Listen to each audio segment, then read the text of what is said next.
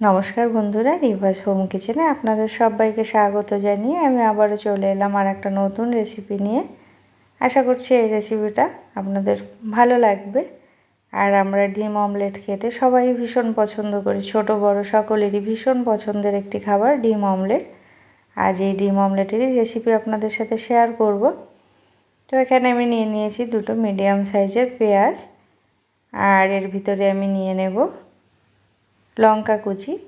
আর এই লঙ্কা কুচিটা যে যার পরিমাণ মতো দেবেন, কম বেশি যে যতটা ঝাল পছন্দ করে। আর দিয়ে দেবো ধনেপাতা কুচি, আর এর ভিতরে দিয়ে দেবো পরিমাণ মতো লবণ, দিয়ে দেবো পরিমাণ মতো হলুদ গুঁড়ো, আর দেব গোলমরিচের গুঁড়ো, আর দিয়ে দেবো সামান্য ভাজা জিরের গুঁড়ো দিয়ে এবার এটাকে ভালো করে মিশিয়ে নেব।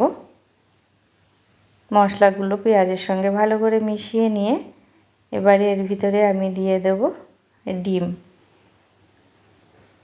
তো এখানে আমি ডবল কুসুমের দুটো ডিমও দিয়ে দিয়েছি। আপনারা আপনাদের পরিমাণ মতো দুটো তিনটে যে যেরকম দিতে চান দেবেন। আর এখানে দিয়ে দেব আমি 2 চামচ, বড় চামচের 2 চামচ দুধ দিলে পরে ডিমের অমলেটটা আরও বেশি সফট হয়, খেতেও বেশ টেস্ট হয়। তো ভালো করে মিশিয়ে নিয়ে এবারে আমি গ্যাসটা অন করে দিয়ে দেবো একটা ফ্রাইং প্যান। দিয়ে এবারে এর ভিতরে দিয়ে দেব সামান্য তেল, সর্ষের তেল দিয়ে ভালো করে তেলটাকে গরম করে নিয়ে এবারে আমি যে ডিমের গোলাটা গুলে রেখেছি ওটাকে দিয়ে একটু ভালো করে পেঁয়াজগুলোকে সাইডেও ছড়িয়ে দেব। দিয়ে এবারে আমি এটাকে ঢাকা দেব যতক্ষণ না এক পিঠ হয়ে যাচ্ছে ততক্ষণ অবধি আমি ঢাকা দিয়ে রেখে দেবো কম আঁচে।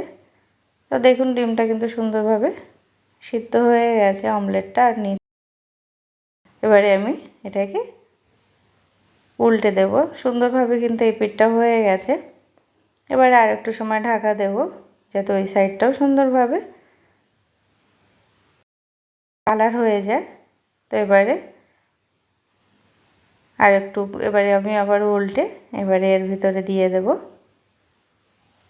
1 চামচ পরিমাণ ঘিটাকে দিয়ে এবারে ভালো করে আমি অমলেটের গায়ে সুন্দর করে মাখিয়ে দেব।